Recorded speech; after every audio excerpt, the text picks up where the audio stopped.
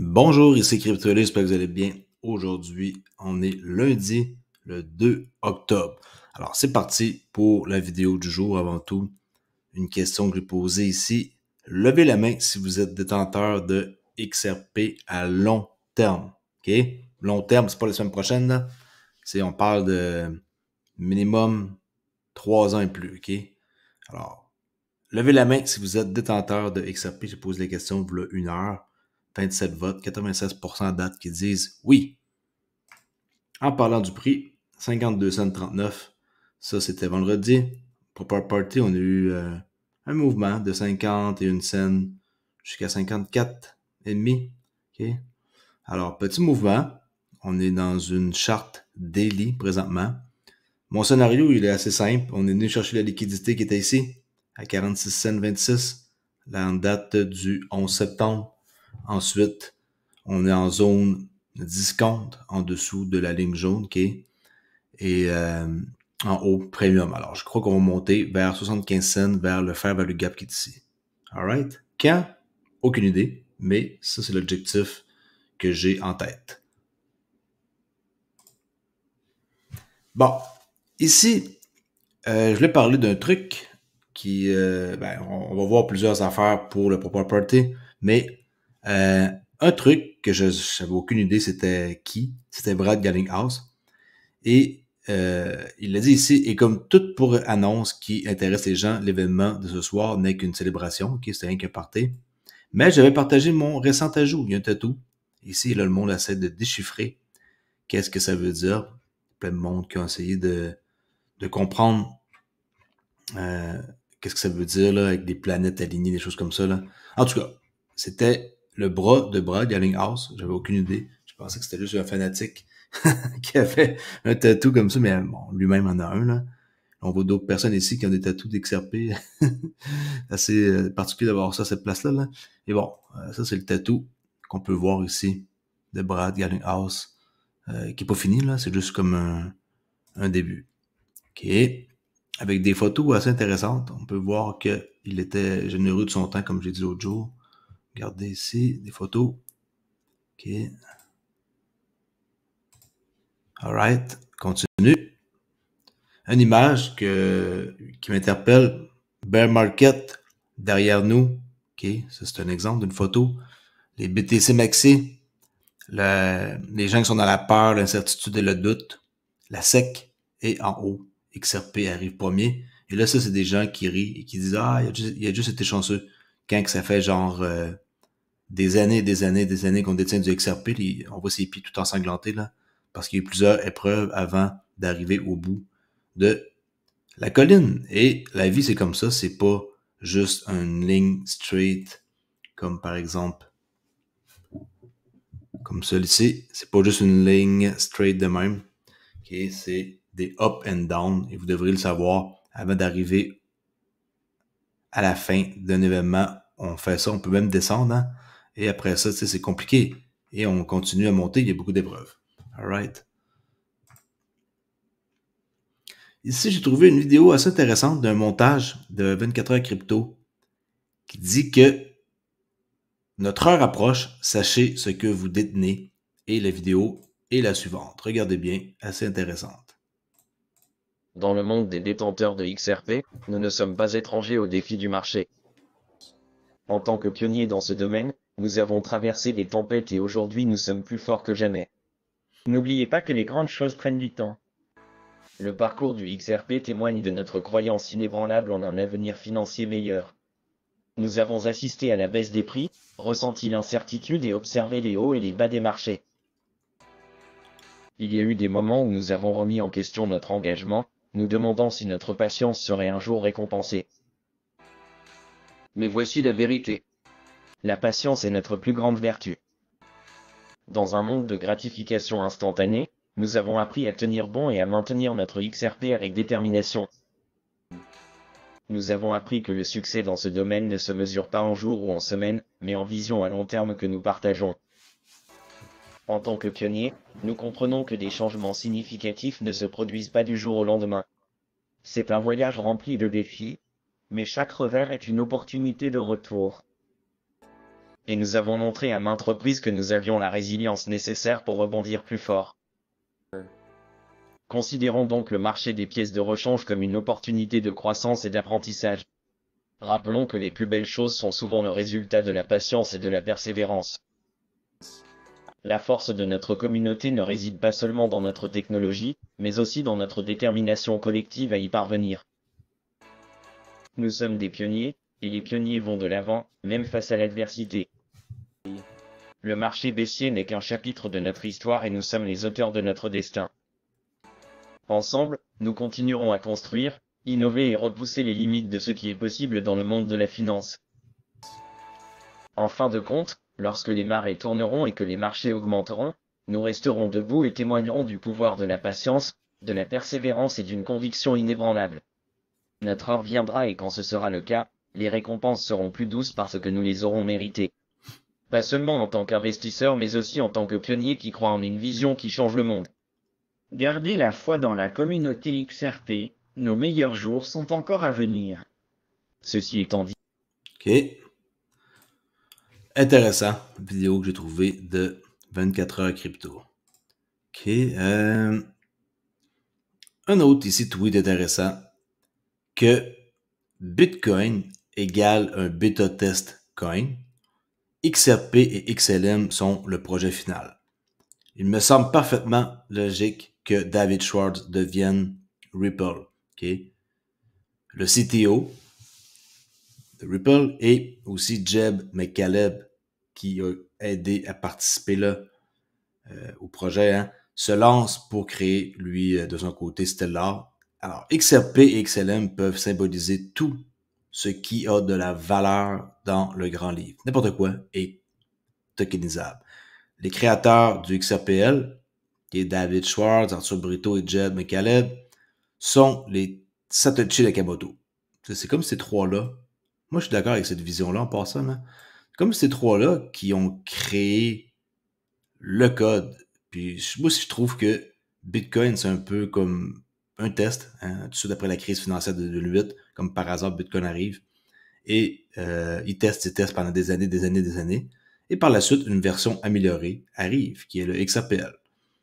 Alors, c'est comme ces trois-là sont le trio, les Satoshi Nakamoto, okay, qui, en passant, personne ne sait c'est qui. Et s'il y en a qui pensent que c'est une personne, détrompez-vous. C'est les Américains qui ont créé ça, c'est la NSA, pour ceux qui ne le savent pas, là, qui ont d'ailleurs un brevet sur le HSA 256. Bon, deux d'entre elles sont désormais en avance sur les entreprises les plus importantes qui résolvent actuellement chaque échec du BTC. Très d'accord avec ça aussi. Le mystère reste entier avec Arthur Brito, qui est un fantôme. Personne ne sait c'est qui à part ceux qu'on travaille avec, qui veut rester anonyme. Et le créateur des pièces, bon, qui est le XRP à 100 milliards de dollars, là, est toujours introuvable. Alors, tu sais, je veux dire, s'il veut pas se trouver, il y a des raisons. Puis, pas parce qu'on s'affiche que c'est qu'on est intéressé toujours à vouloir publier des choses. Lui, il décide de ne pas s'afficher. Puis je trouve que c'est une pièce au puzzle parmi les trois joueurs. OK. Un autre ici, tweet. Je sais pas comment on appelle ça maintenant. Là. C'est-tu un X, un tweet, un Xix, aucune idée. On va dire un tweet encore. L'évolution des réseaux des entreprises traditionnelles. Regardez bien, très bel exemple avec une image superbe. OK. Qu'on voit Hedera, Algo, XRP, Quant, Caspar, XDC, Quant, non, pas Quant, IOTA, excusez-moi, et Stellar. Okay. En passant, IOTA, on n'en parle presque jamais, hein, mais ils sont un joueur, je crois, qui vaut la peine de s'y intéresser. Alors, pour des milliards coupés du secteur bancaire à, ça va être XLM, d'un déficit de financement de commerce à 19 trilliards de dollars, ça serait pour le Trade Finance à XDC. Des machines et des systèmes cloisonnés, ça serait IOTA, OK. Lui, tantôt que j'ai montré ici, que j'ai hésité, là. Des envois de fonds. On sait c'est qui envoie de fonds? Paiement transfrontalier 2 à 3 jours ouvrables, ce qui était inacceptable avec Swift. Maintenant, c'est XRP. De silo technologie des systèmes Quant. des lignes noires et blanches du privé ou de publicité, qui est CSPA, Casper Network, de l'ancienne infrastructure nationale non sécurisée, ALGO. Les bases sont déjà en train d'être posées alors que vous lisez ce document. Préparez-vous en conséquence. Tous ces projets-là, je les approuve et je crois que ça ferait un très beau portefeuille de base pour quelqu'un qui veut se lancer dans la crypto. Ce n'est pas un conseil d'investissement, mais je crois que détenir un peu de chaque peut être plus qu'intéressant pour les prochaines années. All right. On parle un peu de la US Deb Clock, qui est assez étrange, merci, avec des messages qui apparaissent, c'est pas un hack. Regardez-moi le message présentement que je vois, c'est ça. And Jesus went into the temple of God and cast out all them that sold and buy in the temple and overthrew the table of the money changer. Ok, c'est pas moi qui ai ajouté ça, là. Il y avait un autre message qui a fait la une. C'est ça. Qui allait se passer quelque chose entre 9 et minuit ce soir. Regardez c'est quoi le message. Secret Windows, première tonight at 9 p.m. to 12 a.m. Don't tell anyone. Moi, le message, je l'ai pas vu. Moi, je vois celui-là. Ça, ils ne connaissent pas ça. C'est la US Dead Clock, là. Vous pouvez aller voir. C'est en temps réel. C'est assez impressionnant, merci. Et ils ont amélioré leur site. On voyait pas tout ce qu'on voit, là, comme par exemple les lignes jaunes ici. Tout ça, c'est tout nouveau. Mais le site existe depuis longtemps. Et vous pouvez reculer pour voir avec la time machine, là. Mais présentement, la US National Debt, regardez, 33 trillions de dollars depuis quelques temps, c'est ça. Et si vous prenez le temps de regarder ces chiffres-là, vous allez être assez découragé. Merci de voir comment le pays est dans le trou. Alright? OK. Et là, ici, le monde, il dit toutes sortes de théories, là. Mais il y a un truc intéressant, c'est que le logo qu'on voit ici, le poisson, c'est une signification. Et je savais que ça voulait dire de quoi, ce poisson-là. Puis j'ai trouvé quelqu'un qui l'explique assez facilement. Alors, je vais juste vous montrer c'est quoi. Pas ici, ça c'est un autre truc. Mais on peut voir en hébreu que quand on marque ça, Secret Windows, et qu'on marque des mots-clés, comme par exemple Flip the Switch, David Schwartz, ça donne des numéros. Release the Kraken, XRP Bull Run, regardez, 2400, 948, 948, ok, 948. Alors ça, géométrie, de Gematria, ok, les calculs, hébreu, Secret Windows, de 948 le chiffre. Comme par hasard, ça, English Gematria, puis Simple Gematria, 948, c'est le même chiffre qu'on voit avec le mot David Schwartz ici, puis 158. Qu'est-ce que ça veut dire tout ça? C'est assez spécial, merci, hein, mettons. Mais, ouais, ça, ça veut dire quelque chose aussi, le poisson. J'ai perdu, par exemple, la page. Attendez un instant. Ah oui, ici, ok.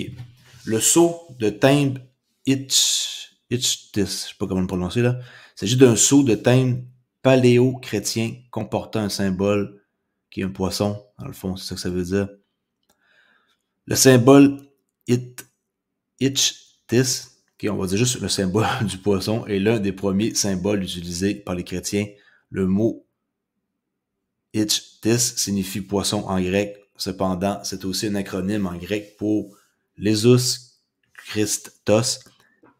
On va oublier le reste, là, avec ma super prononciation, Théouios Soter, qui se traduit par Jésus-Christ, Fils de Dieu, Sauveur. Au cours des premiers siècles de notre ère, en particulier pendant les périodes de persécution, les chrétiens devaient garder le secret. Ils utilisaient les Ichtis pour marquer les lieux de rencontre ou pour identifier les autres croyants. Un croyant dessinait la moitié de la forme du poisson dans la terre et l'autre complétait le dessin qu'il reconnaissait le symbole. Les sceaux du timbre étaient utilisés pour authentifier les documents. Pourquoi ils sont en train de mettre ça sur le site? C'est quoi le rapport? Je comprends pas, là. En plus, en arrière de ça, on voit pas des chiffres qui sont ici, qui sont l'IRS, là, qui est leur service d'impôt là-bas, là. au State. Alors, pourquoi qu'ils mettent ça? C'est assez bizarre, merci. Mais bon, quelque chose de pas normal. Là, il y a quelle heure qu'il est? On est ici minuit, heure maritime. Alors, il y a 11 heures à New York. Puis, ils disent ici que le message serait entre 9 et minuit. Qui resterait comme techniquement 1 heure. Je sais pas pourquoi il a fait ça. En tout cas, s'il y en a qui veulent approfondir, des fois, laissez-vous aller. On continue. XRP Stamp. S'il y en a qui ne savent pas c'est quoi, je vais vous montrer. OK, avec le texte traduit en français. Une petite vidéo. La vidéo, j'ai pas réussi à la faire traduire en français. Alors, je vais juste vous montrer la vidéo en anglais, c'est tout. Alors, XRP Stamp est un système de notarisation. OK? Je vous ai dit un jour ou l'autre, là, les gens comme des avocats, peut-être pas les avocats, mais les notaires, ce genre de monde-là, ils vont être remplacés. Là. Fait qu'il y a un système de notarisation de données lancé sur la blockchain XRPL qui vous permet de générer des certificats pour tout type de fichiers en quelques secondes à l'aide du XOM Wallet. Alors ça, c'est qui fait ça? C'est avec Peer System. Peer System, à part ça, ils ont un très beau site, je trouve. Success Case, allez voir. Okay, Columbia Land Registry, c'est ça qu'on est en train de voir présentement. Okay, avec XRP Stem, NIR Protocol, Nervos. Ils sont décents. Okay. Ça, c'est des domaines qu'on peut voir. Compte actif, gouvernance, certification, application, entreprise blockchain, global paiement. Et là, on voit Ripple comme partenaire, NIR, Nervos. Après ça, les use cases, on va les voir ici. XRP Stem, voilà. Et vous pouvez voir le projet complet en cliquant là, s'il y en a qui s'intéressent. Et ça, c'est l'autre projet, ici pour la Colombie. OK.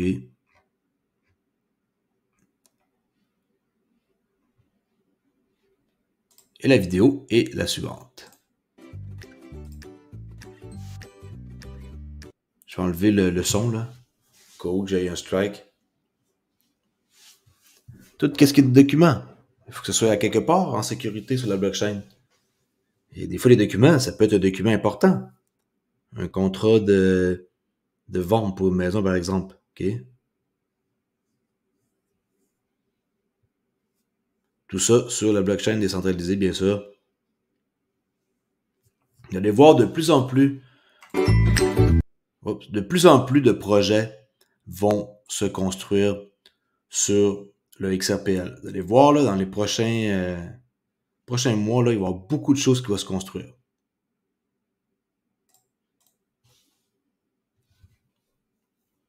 D'ailleurs, je vais en parler à chaque fois que je vois des projets qui se construisent.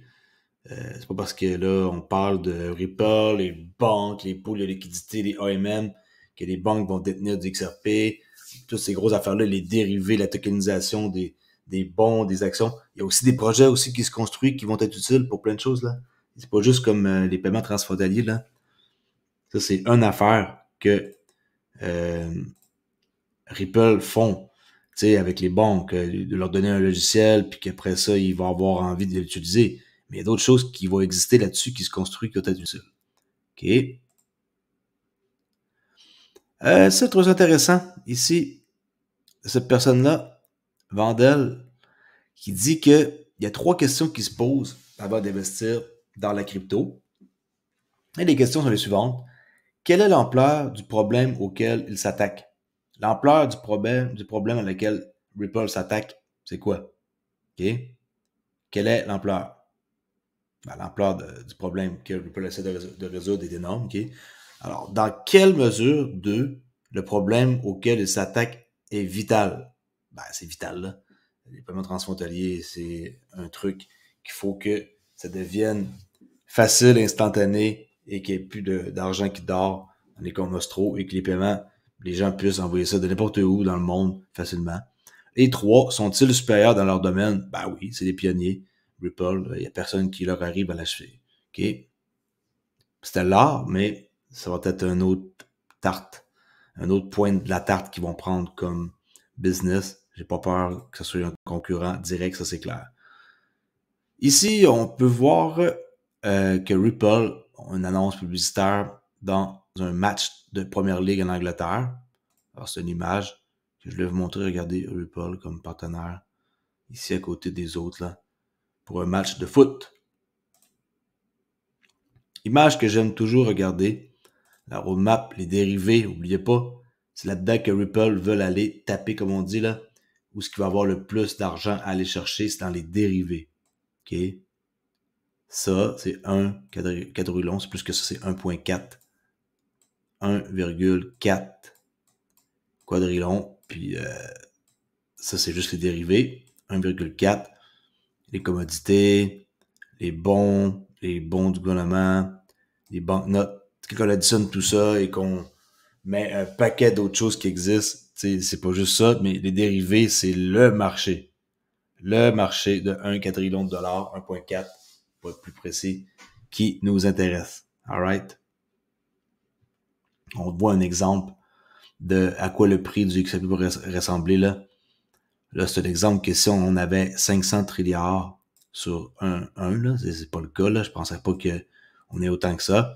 Donner un aperçu du prix du XRP, à quoi ça pourrait ressembler. Okay, mettons qu'on va taper dans les banknotes, c'est un marché de 25 trilliards, le XRP pourrait être à... Ok, c'est un exemple. Portez pas peur, là, en quoi que le prix va monter à ça, là. C'est un exemple. Bon, ça, tantôt, je l'ai montré. Alors, dans le fond, je pensais avoir d'autres choses à montrer, oui. Ça, c'est le S&P 500 consolidé en date